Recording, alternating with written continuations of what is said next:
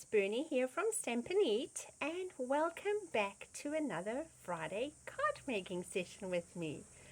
We have had the most horrific weather the week that I'm recording this. We had a cyclone pass through New Zealand, and there's been a lot of damage and a few lives lost as well. So my heart goes out to anyone that's listening that has been affected by the cyclone, and I do hope that you are able to just get back to some sort of kind of normal in not too long a time.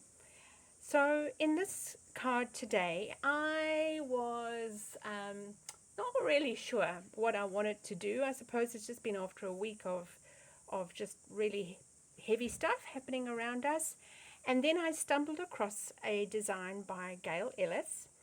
I think her blog is Blue Paper Rose or something like that, and I was just absolutely smitten. So her design is a little bit different to what this is, but I have cased her design and credit to her for that. But I want to show you how to achieve this beautiful card. Well, I think it's gorgeous. So the colors I've used today are Pool Party and Blushing Bride. I just love that soft combination, and it just changes things up a little bit. And the technique I want to show you today is using your embossing paste. So I want to change it up just a little bit. I put the ink into the embossing paste, but with this video that I'm going to do with you, I want to actually emboss it and then see what it looks like if I add the ink afterwards. So let's compare.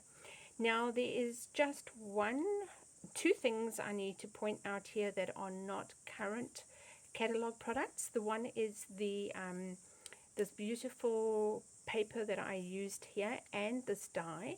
So that is a retired set, as well as the die that I used for the heart. That is a retired, but everything else is current, I do believe.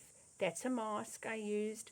That is Friends Are Like Seashells stamp set and die, and the jewels are from the mini catalog. So there is a little bit that we're going to need to do. So some of it I have already done ahead of time, and I'll just talk you through it. But by most of the stuff I'll be doing with you. So we start off with my standard basic white, thick basic white cardstock, and you'll need a piece at 5.5 by 8 1/4, scored at 4 1/8. So that will be your card base. And then you'll just need a slightly smaller piece, and that is 4 inches by 5 3/8, I think. But I will have all the measurements up for you on the page as you're watching this video. I just find it a lot easier just to add it when I've edited the video. So you're going to glue that base onto, or rather that piece of cardstock onto the card base, just to create a little bit of definition. And having said that, I glued it, whereas with this one I actually added it on dimensionals. So I would suggest don't do the glue, rather do the dimensionals. Then for your design, you're going to need to cut another piece of basic white. For this one you might want to use fluid paper if you want, or you can just use ordinary basic white. And then you're going to need, for it's just the better way to do it, I just want to bring some stuff in here to protect my surface. I suggest you would get a silicone mat or something that's not going to be fussed about getting dirty. You're going to need a mask of your choice, and there are quite a few that you can choose. Then you're going to need some painter's tape, which I've already got here, and you're just going to secure this around the edge of your mask, and that's just to ensure that it doesn't move. So just reuse what I have, and then so that's all the way around. And then I find the easiest for this sort of technique is to actually put my embossing paste, I'm just going to move my pretty card out the way, my embossing paste on a clear block, and you're going to need some embossing tools or embossing paste tools. And Stampin' Up! Make an embossing paste in white, so it is a good practice just to keep it closed. Mine is getting a little bit dry, so I'm just going to bring some out, and we're just going to mix it nice and get it a bit softened, because it has been a while since I've played with my embossing paste, and I can feel that it's not as soft as what it would be when it's brand new. So do just make sure that you keep the foil of it completely closed. As you can see, I didn't, and that's making it that it's a little bit harder. So like I said, I'm going to now place this on my onto my mask, and this bit is actually considerably dry compared to when I first did this card a few minutes ago. So let's just get that softened. So I had quite a mission getting my embossing paste on, because as I said, it actually was drier and had even dried more than what I experienced this morning when I first made my sample card.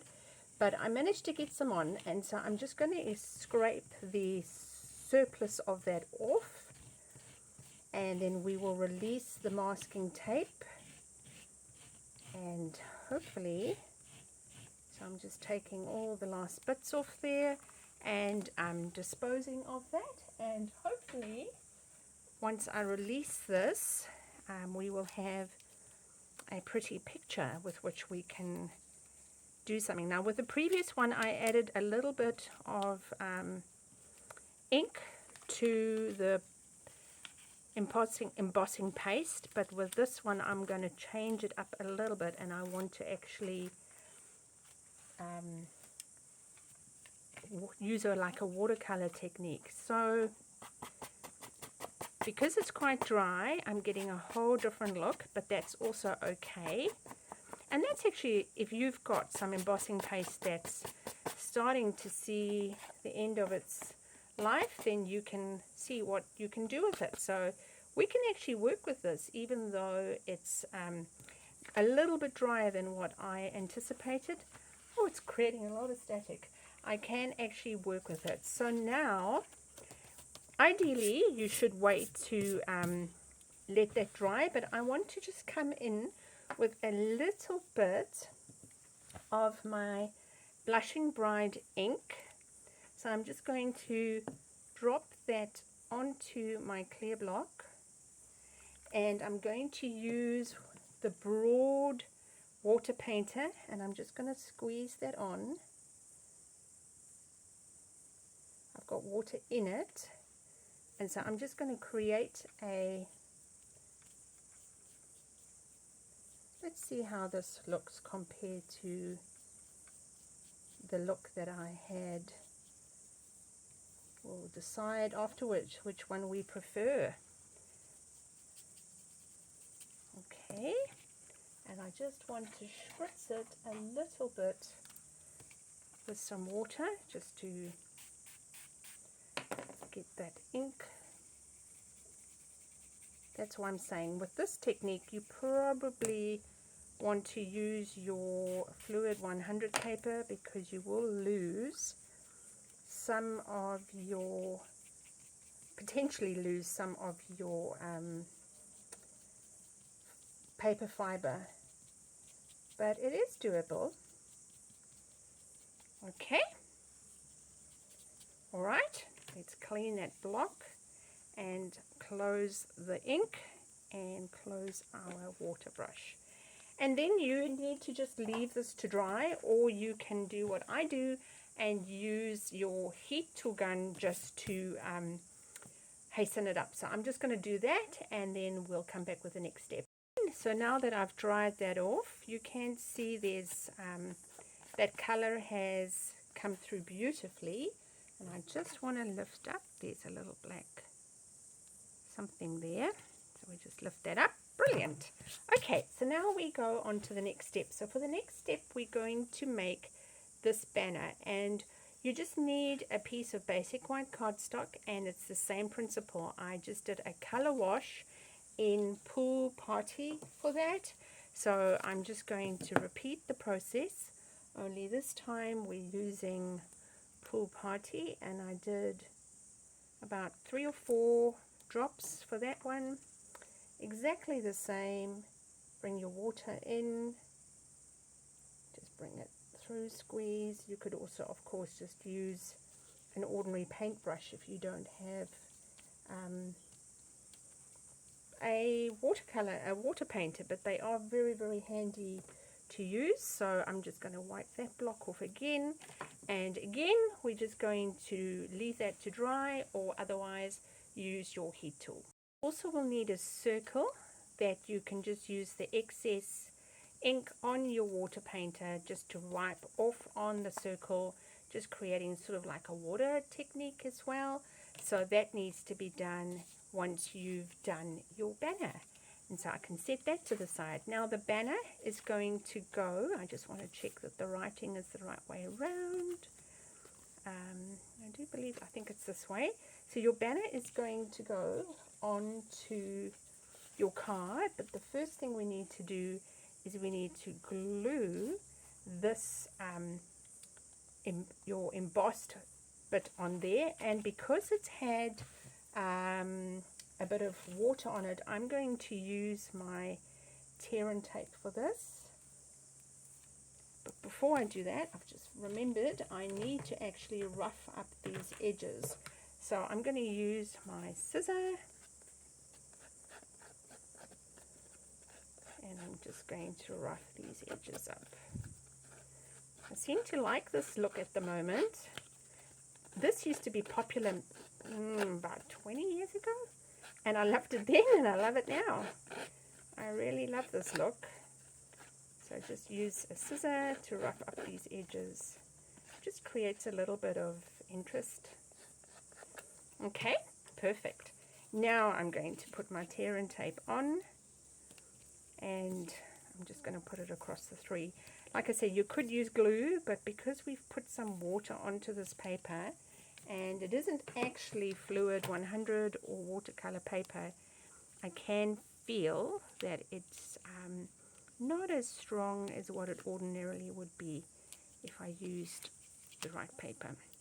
But again, I just want to show you that it can be done. You know, if you don't have the fluid 100 paper, it doesn't mean you can't make this card. So let's put it in the middle like that.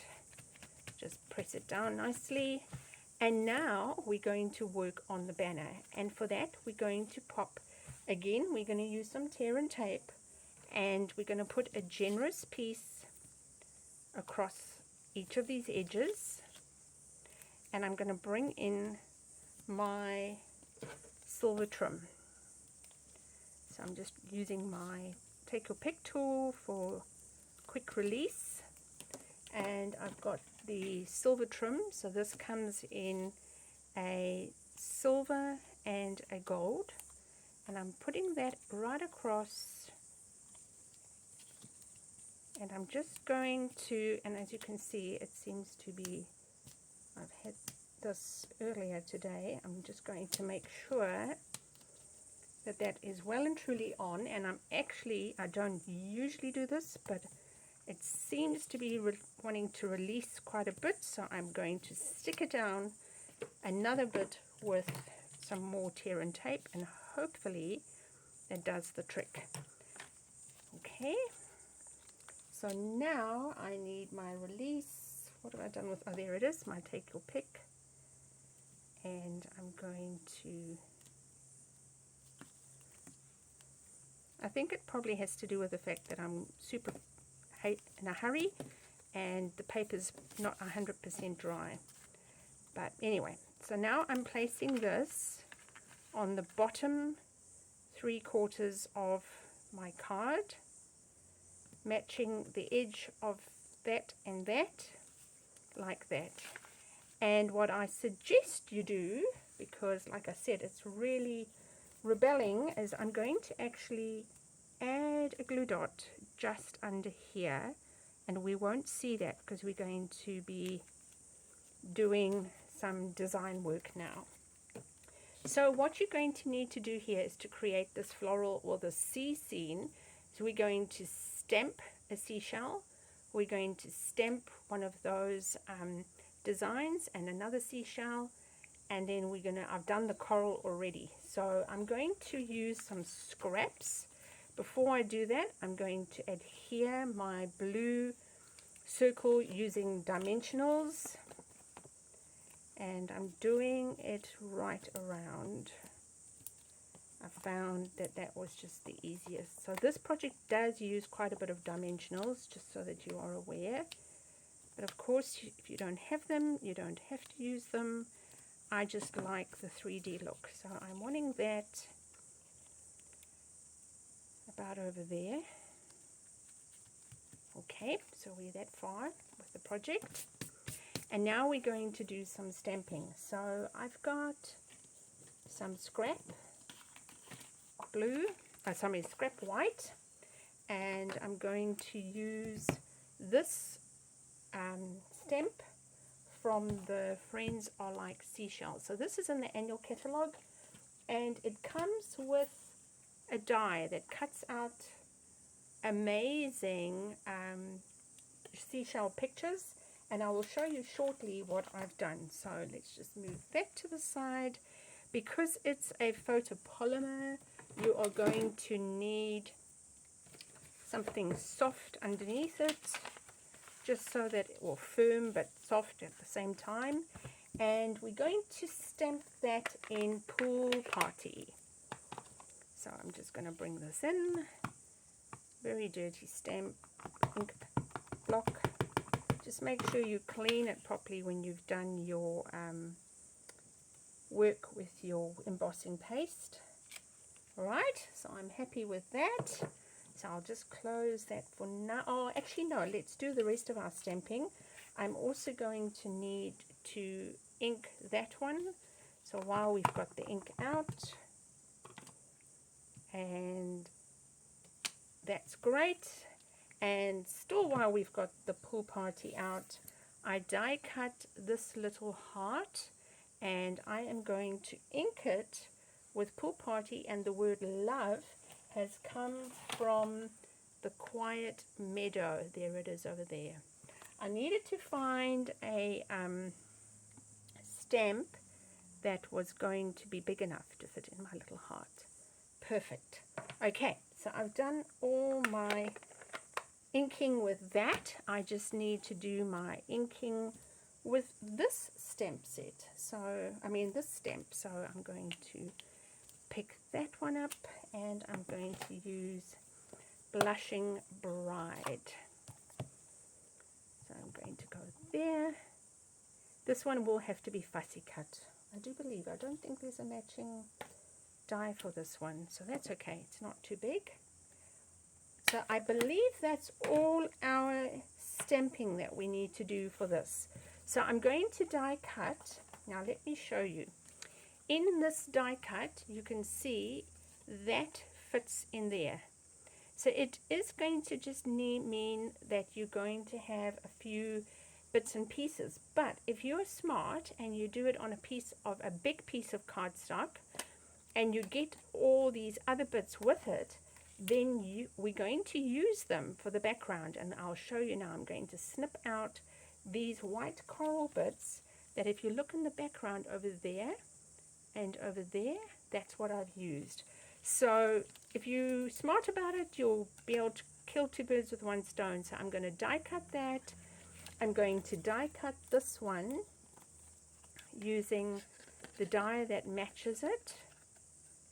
Right, and then this is going to be fussy cut.